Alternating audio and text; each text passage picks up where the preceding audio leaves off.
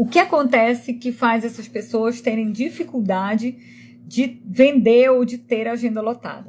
Eu vejo que muitos coaches e terapeutas se sentem inseguros nesse momento. E a insegurança dentro da venda ou do processo terapêutico ou do processo de coaching, ela muitas vezes vem do medo de receber um não. Eu costumo dizer que existem 2 tipos de insegurança. Vê se faz sentido para vocês. Uma insegurança é a de ser recusado pelo cliente. É a insegurança de todo mundo que vende. Ai, será que ele vai querer? Será que ele não vai me achar inconveniente? Será que ele não vai achar que eu estou indo longe demais? Será que ele vai achar que eu quero se aproveitar dele? Será que ele vai achar que eu não consigo entregar? E aí eles ficam receosos. A segunda insegurança, na minha percepção, tem a ver com o medo de não conseguir dar conta do processo. A pessoa marca o cliente, mas ela está com medo do que vem, porque ela ainda não se sente confiante. Se você ainda não se sente confiante, você precisa desenvolver essa competência. A autoconfiança tem a ver com a competência que você tem. Não é assim, eu acordo confiante ou eu acordo inseguro. A insegurança vem da falta de competência. Dentro do Despertando Potencialidades, a gente trabalha muito a competência para entregar as ferramentas. Entrar no estado emocional de entrega, de conexão, de presença, conseguir induzir estados emocionais no seu cliente vai fazer toda a diferença. Se você tem o medo de receber um não, eu diria para você, olha para dentro, pode ser que tenha uma ferida emocional aí aberta e alguma coisa sobre pertencimento, sobre merecimento que você precisa olhar. De verdade. Enquanto você não libera isso, enquanto você não olha para essa criança que está aí com medo de ser recusada, de receber um não, talvez você não consiga avançar. Se você está inseguro sobre o processo, você precisa aprender mais.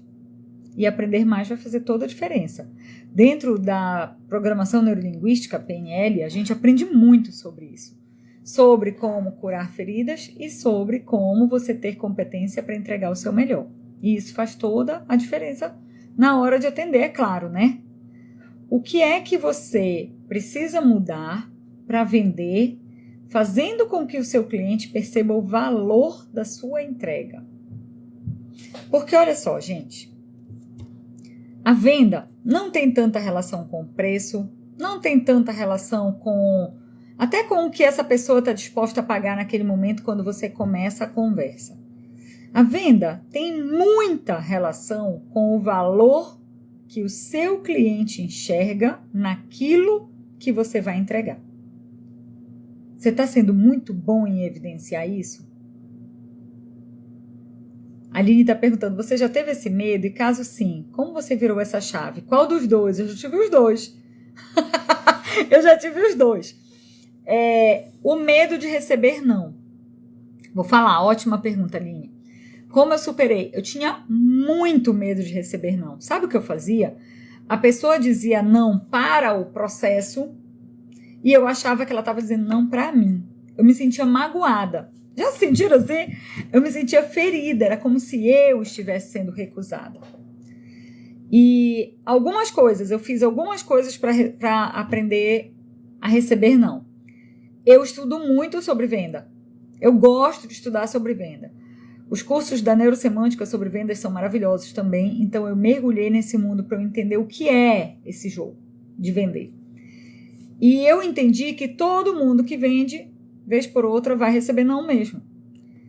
Eu também entendi que a maioria dos nãos que nós recebemos, anota isso aí, Aline, que isso vai fazer toda a diferença. A maioria dos nãos que nós recebemos tem relação com a minha comunicação, a falta na minha comunicação que não conseguiu fazer o outro perceber o valor do que eu entrego. Então, voltou para um nível de competência. Não é sobre porque o cliente não confiou em mim, é porque eu não sou boa. Não tem nada a ver com isso.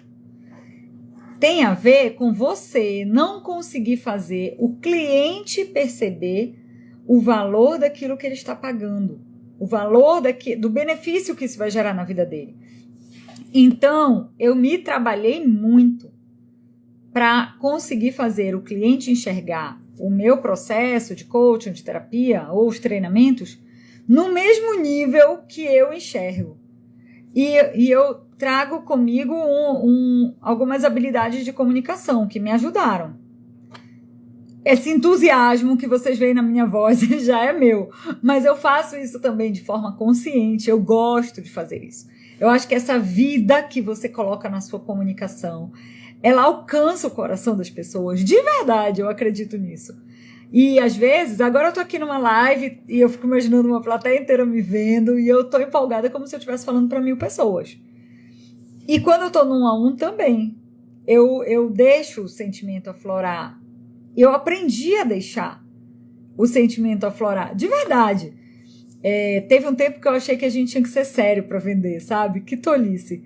Não, eu brinco, eu sou muito à vontade, eu escolho os meus estados emocionais antes de vender. Então, quando eu vou fazer uma sessão experimental e eu vou conversar com uma pessoa sobre venda, sobre a pessoa aderir a um processo de coaching, de terapia ou de mentoria, eu realmente tenho recursos vocais que me ajudam a fazer isso. E eu amo fazer isso. Eu realmente acredito que a pessoa está tendo uma super oportunidade. E eu me comprometo, claro, com a entrega. Eu acho que só serve se for assim, na minha percepção, né?